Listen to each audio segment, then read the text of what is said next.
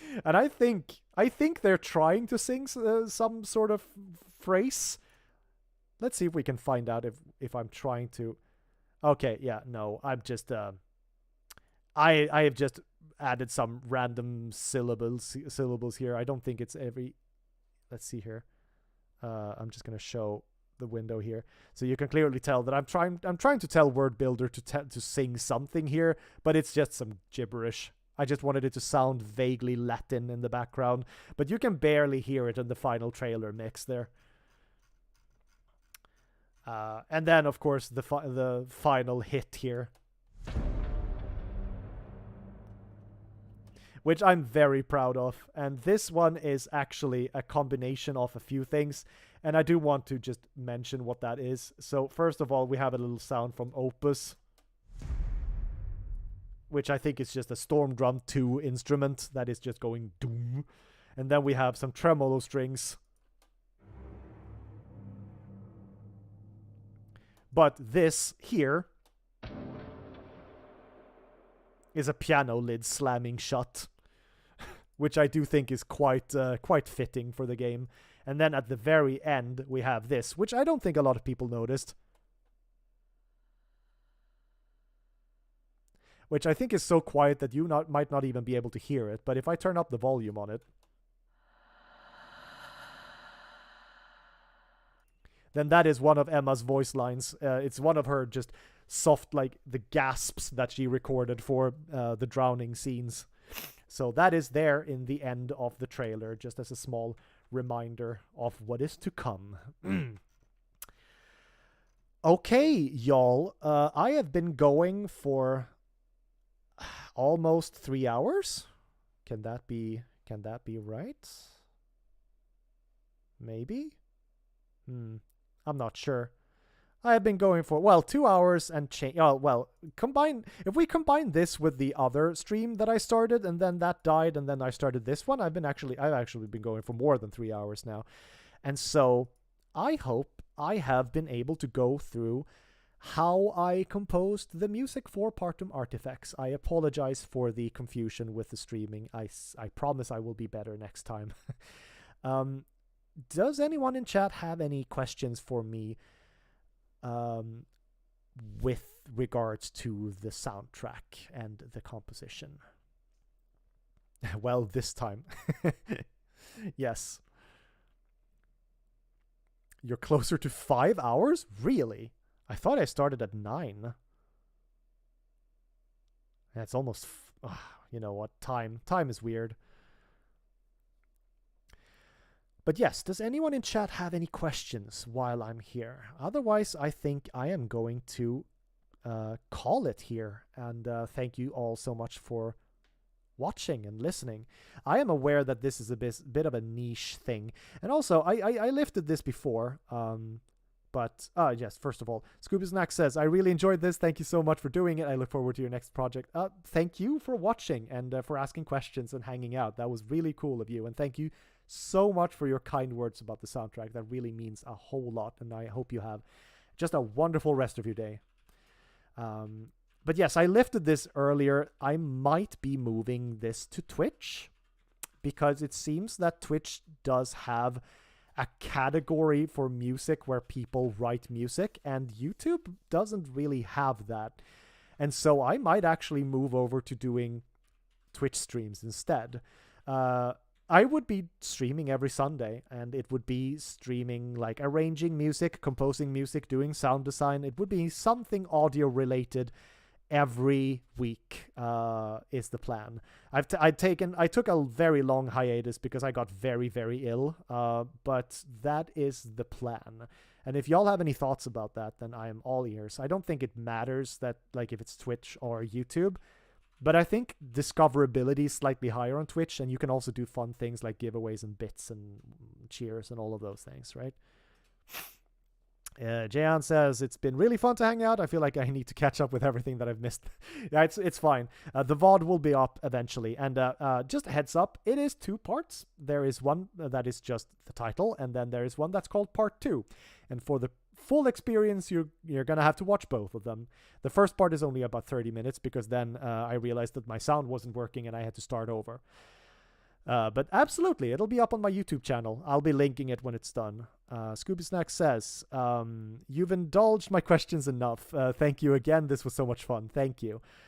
Content creator word of thumb, YouTube is great for discoverability, but Twitch is best for showcasing and interaction. Okay, that's good to know. I really appreciate your feedback here. I am woefully unaware of what is, what you should be doing on what platform. I started on YouTube because I already had a YouTube channel, but my viewership has been about 5 per stream, so it's not really that people watch. And it's also a very niche thing that I'm doing. But someone who was in chat earlier said that like they knew that they had seen like streamers on Twitch specifically writing music and stuff, and I haven't really seen that much of that on YouTube. So I don't know, but I might try it. I mean, there's always the danger of splintering your audience, but when your audience is cool people who will go to whatever link I put on Twitter, then it doesn't really matter where the stream is, I think, as long as it's a stream and it's somewhere, right? You also have things on Twitch, like you can have Seribot to like block terrible people who are spamming the chat, and you have various other things that you can do as well. Scooby Snack says, you'd probably excel on Twitch. Music channels are really popping off now. Well, hey, you know what? I think that's all I needed to hear. Thank you. I've actually I've been weighing my options for a while, but I'm just going to go ahead and just jump over to Twitch then. And I might upload some edited VODs or stuff on YouTube. My YouTube channel as it is now is mostly just uploading music whenever I have some, but man, oh man, have I not been doing that for a while. 2022 sucked. I don't know about y'all. 2022 was a terrible year for me. I've only just now started kind of like becoming alive again after that horrible mess. But yeah, I might actually do that. Scooby, if you have like, I got a very nice like overlay from someone named Eden, and they made a very nice overlay and set of animations for me. But I think I might be in the market for like shopping around for like the whole package of like alerts and overlays and stuff again now if I'm going to start on Twitch. I mean, not necessarily for this next week, that's way too soon, but if you have someone you've worked with who you could recommend, then feel free to pop me a DM on Twitter. That would be really, really cool. I watch a Twitch streamer that primarily plays games but does violin streams on the side, and those streams really draw the crowd. That's cool. On the same channel. That's very cool. I got the impression that, at least on YouTube, that if you do like multiple things on one channel, it doesn't really matter that much because channels aren't really a thing anymore on YouTube. Like people just go to the recommended tab or the what's happening right now tab. But maybe, yeah, since you have categories that you can follow on Twitch, I'm sold on Twitch. And again, if you have someone who makes like animations and overlays and backgrounds and stuff that you could recommend, then again, please, if you feel that you want to, then please feel free to drop me a DM. Lich, the same goes for you. If you could recommend anyone. And Lich, I also know that you're a VTuber. I'm actually looking, because as pretty as this wonderful, glorious face is, I also think that maybe it could be cool to branch out a little bit. And I've been contemplating VTubing. I'm not saying that's something that I want to do immediately, but if you have any recommendations for like modelers and riggers and stuff like that, then I will take any tips that you have. And you can also please feel free to Twitter DM me whenever. That violin chick, I will look her up. Thank you so much for that. That is very kind of you, Scooby Snacks. Twitch. Nope, not Twitter. Twitter is just a terrible thing these days. Like, it takes me a long time to load any page now. I think it might just be dying. Yeah, very cool. Okay, so, because that's the thing too. I've been contemplating, and yes, everyone who doesn't want to listen to this, please feel free to go about your day. But I've been contemplating playing games and doing music, like on the same channel. And hey, if that's something that this person is doing, that she's doing, and it's successful for her, hey, maybe I could do it too. It's a thing to think about. Exciting. But yes, finally, I don't think I need to do this because I think every single person in chat has either very kindly purchased the soundtrack already or has like gotten a free copy. So I don't think I need to do a giveaway, excuse me, this time. But I will link the soundtrack in chat if anyone wants to check it out. And if any one of you who joined me today would like a free copy of the soundtrack, I think it's probably easiest if you just Twitter DM me and I'll toss you a copy. Lich, I think you redeemed one of the 5 that I gave out in your stream, so I think you should have one already. But Scooby, I don't know if you purchased the soundtrack or if you would like to get a free copy. But if you want a free copy, I can absolutely send you one. I really appreciate you showing up here today. I have been talking for a while and I'm very hoarse. Yeah, that goes for you too, Julia. Julia, if you want a free copy of the soundtrack, you can just give me a shout. That's fine. You can just poke me on Discord. I don't mind. We're friends. Yes, I am hoarse. I am quite tired, and it is 20 past midnight here in Sweden, so I am going to log off now. But I am going to...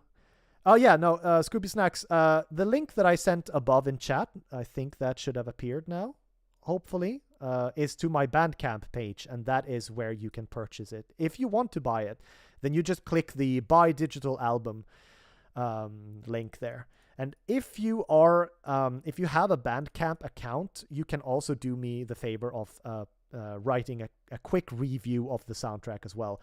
It's not absolutely not something I ask of. I want people to do it, but people tend to not do it because it requires a Bandcamp account and it takes a while. But yeah, I should also mention that, but if you want to do that, that would be very nice. I should also mention that the album will be out on Spotify, Apple Music, Amazon, and tons of other streaming platforms in a week or two. It depends on when Sounddrop, my distributor, gets around to doing it. But purchasing the music from through Bandcamp supports me directly, and streaming the music supports me almost not at all. So it's basically just, it's a matter of what you're able to do. And hey, no shame at all if you can't afford it. Okay, well, thank you all so very much for hanging out today. This has been a pleasure. I am quite tired, so I'm going to go and have a lie down now. But I hope you all have a wonderful rest of your day, evening, night, morning, wherever you are in the world. And thank you so much for hanging out. I really appreciate it. And if you want to follow me on Twitter or stuff, then it is, I think all of you already do, but it is this handle if you want to follow me on Twitter.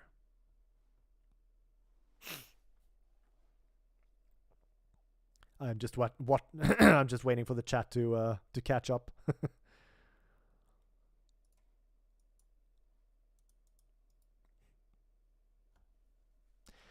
All right. Yes. Lovely. You too, Scooby. Thank you so much for coming. Take care, everyone, and